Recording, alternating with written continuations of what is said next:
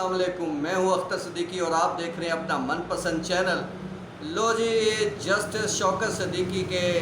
حساس ادارے کے سربراہ پر لگایا گیا الزام بھونڈا ثابت ہوا ہے، اور اس کی باقاعدہ طور پر جو ہے ایڈیشنل اٹارنی جنرل نے آج دوران سماعت اس کی نہ صرف تردید کی ہے بلکہ کہا ہے کہ یہ سب جھوٹ کا پلندہ ہے، اور اس طرح کی باتیں کر کے جانے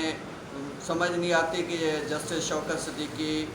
جو ہے وہ کیا حاصل کرنا چاہتے ہیں۔ بہرحال سماعت جو ہے وہ آج جمعرات کو بھی جاری رہی۔ جسٹس عمر عطا بندیال کی سربراہی میں 5 رکنی بینچ نے اس کی سماعت کی ہے، اور حامد خان اسی طرح عدالت میں پیش ہوئے ہیں، اور اس دوران ایڈیشنل اٹارنی جنرل پاکستان نے عدالت سے استدعا کی کہ انہیں جو ہے وہ جواب جو ہے وہ دائر کرنے کی اجازت دی جائے جو جسٹس شوکت صدیقی نے الزامات عائد کیے ہیں، وہ اس حوالے سے اپنا جواب داخل کرنا چاہتے ہیں۔ اور اس پر حامد خان نے کہا کہ جی ہم نے جو جواب داخل کیا تھا اس پر رجسٹرار نے جو ہے وہ ایک طرح سے اعتراضات لگاتے ہوئے وہ جواب ہمیں واپس کر دیا ہے۔ تاہم ایڈیشنل اٹارنی جنرل کا کہنا تھا کہ جو الزامات حساس ادارے کے سربراہ کے حوالے سے یا ISI کے لوگوں کے حوالے سے شوکت صدیقی نے لگائے ہیں ان میں کوئی حقیقت نہیں ہے، وہ جھوٹ کا پلندہ ہے، ان کا کسی طرح سے بھی حقائق سے کوئی تعلق نہیں ہے، اس طرح کا کوئی کام نہیں کیا گیا، نہ ہی کوئی ان کو ملنے گیا ہے، نہ ہی ان سے کوئی تعلق بنتا ہے۔ اور اسی دوران حامد خان نے کہا کہ محض ایک تقریر کی وجہ سے شوکت صدیقی کو نوکری سے باہر کر دیا گیا۔ کونسل کو اس کی باقاعدہ انکوائری کرنے کی اجازت دے دی جاتی تو معاملات سامنے آ جاتے۔ اس پر جسٹس عمر عطا بندیال نے کہا کہ آپ اس کو محض ایک تقریر سمجھتے ہیں۔ انہوں نے تو عدلیہ کے خلاف اتنا سخت رد عمل دیا ہے، عدلیہ کے خلاف اتنی سخت بات کی ہے اس پر، اور پھر انہوں نے ساتھ میں یہ کہا کہ شوکت صدیقی کو چاہیے تھا کہ اگر ان کو حساس اداروں کے لوگوں کے حوالے سے کوئی شکایات تھیں اور وہ کسی طرح سے بھی ملوث ہو رہے تھے تو ان کو چاہیے تھا کہ وہ چیف جسٹس پاکستان کو خط لکھتے۔ اس پر حامد خان نے کہا جی انہوں نے خط لکھا تھا اس حوالے سے۔ اس پر جسٹس عمر عطا بندیال نے کہا کہ وہ تقریر سے پہلے نہیں، تقریر کے بعد انہوں نے لکھا تھا، اس لیے اس خط کا کوئی فائدہ نہیں۔ انہوں نے جو عدلیہ کو جس انداز سے تضییق کا نشانہ بنایا اور ججز کے خلاف جو لب و لہجہ انہوں نے استعمال کیا ہے وہ خط اس کے سے پہلے ہی نہیں لکھا گیا، وہ تقریر انہوں نے پہلے کی اور اس کے بعد انہوں نے خط لکھا۔ اور اس طرح کے جو معاملات ہیں شوکت صدیقی کو اس طرح کے بطور جج ان کو یہ لینگویج یوز نہیں کرنی چاہیے تھی، انہیں اپنے عہدے کا خیال رکھنا چاہیے تھا۔ بہرحال معاملات چلتے رہے، اور جسٹس شوکت صدیقی کے حوالے سے آپ جانتے ہیں کہ انہوں نے راولپنڈی بار ایسوسی ایشن میں ایک دھماکے دار خطاب کیا تھا، اور جس میں انہوں نے ججز کو آڑے ہاتھوں لیا تھا اور عدلیہ کے خلاف سخت رد عمل کا اظہار کیا تھا۔ اس کے ساتھ ساتھ انہوں نے حساس ادارے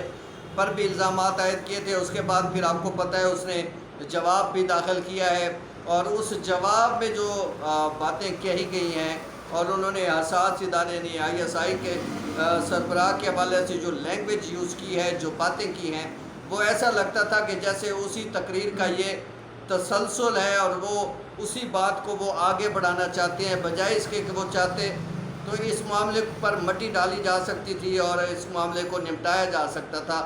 مگر جسٹس شوکت صدیقی نے جہاں پنڈی میں اپنا جو موقف اختیار کیا تھا وہ ان کے جواب میں بھی وہ موقف مزید کھل کر سامنے آیا، اور ان کی باتیں مزید پختہ نظر آئیں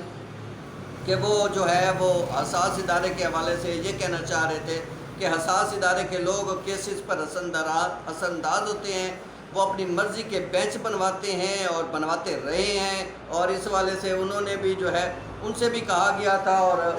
ایک صاحب ان کو ملنے بھی آئے تھے اور انہوں نے کہا تھا کہ آپ جو ہے وہ نواز شریف کے پاناما کیسز کا چونکہ معاملہ چل رہا ہے اس میں نیب کورٹس میں، تو وہ آپ کے پاس آئے گا تو آپ اس حوالے سے کیا کریں گے۔ تو اس حوالے سے کافی لمبی چوڑی باتیں اور جواب وہ تقریباً آپ یوٹیوب ویڈیوز میں مختلف لوگوں سے آپ دیکھ چکے تھے اور دیکھ چکے ہوں گے، اور اب آج اس کا تسلسل چلتا ہے، وہ آج بھی اس کی سماعت تھی، اور اس حوالے سے جسٹس شوکت صدیقی نے جو کہا تھا، اور حامد خان کے بقول وہ جو انہوں نے جواب جو بیان حلفی داخل کرایا تھا، وہ رجسٹرار سپریم کورٹ نے اعتراض لگاتے ہوئے واپس کر دیا ہے۔ اب یہ اعتراض لگایا گیا ہے، اور یہ ظاہری بات ہے انہی باتوں پہ لگایا گیا تھا کہ انہوں نے براہ راست ملکی اداروں کے حوالے سے یہ باتیں کی تھی، اور ملکی ادارے وہ ملکی ادارے جو ملک کے تحفظ کے ضامن ہیں، اور یہ وہ ہمارا ادارہ ہے جس کو دیکھ کر دنیا کے بڑے بڑے ملکوں کی جو ہے فوجوں اور بڑے بڑے لوگوں کی ٹانگیں کانپتی ہیں، اور اللہ نے ISI کو بڑا مقام دیا ہے، اور شاید نہیں بلکہ یقیناً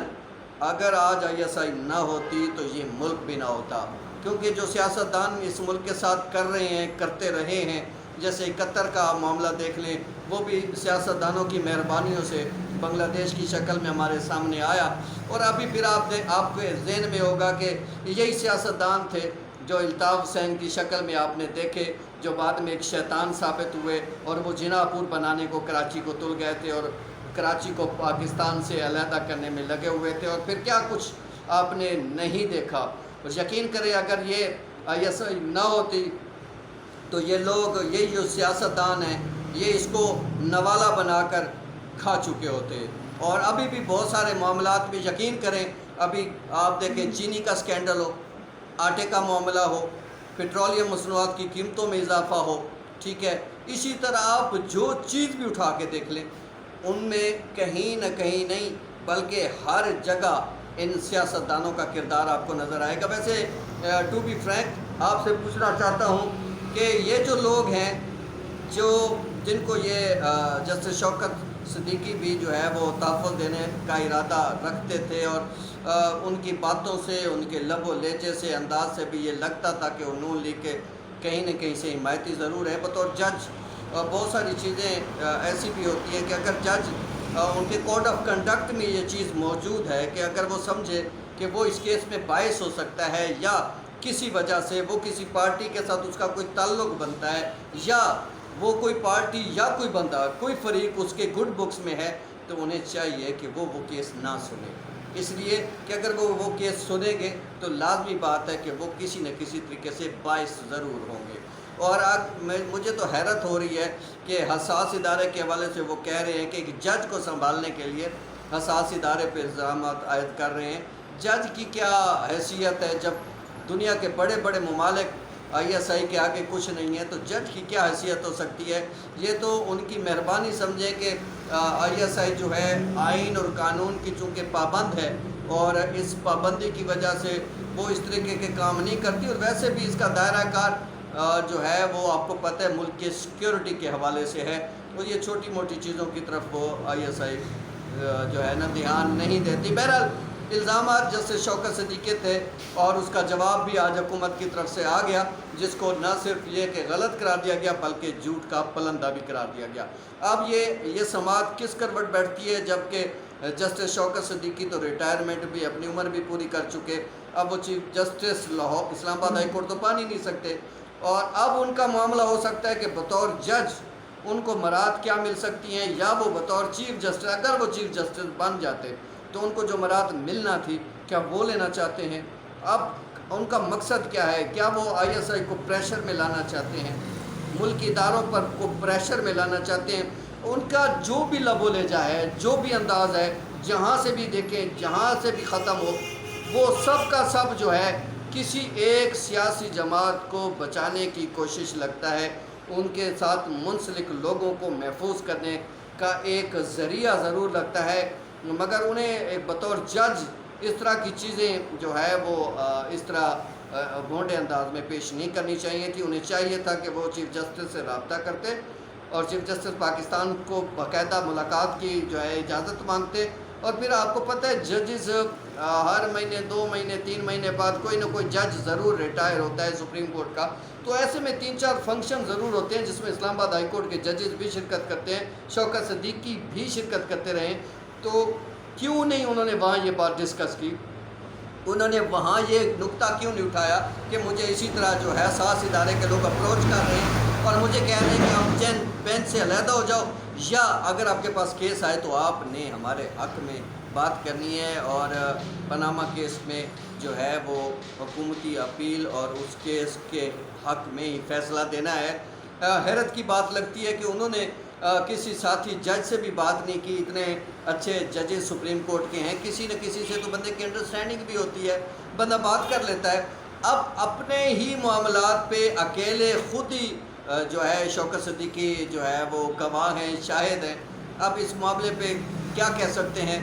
اب اس حوالے سے جب کہ حکومت بھی تردید کر چکی، اب اس معاملے پہ سپریم کورٹ کیا کہے گی یہ تو آنے والا وقت ہی بتا پائے گا۔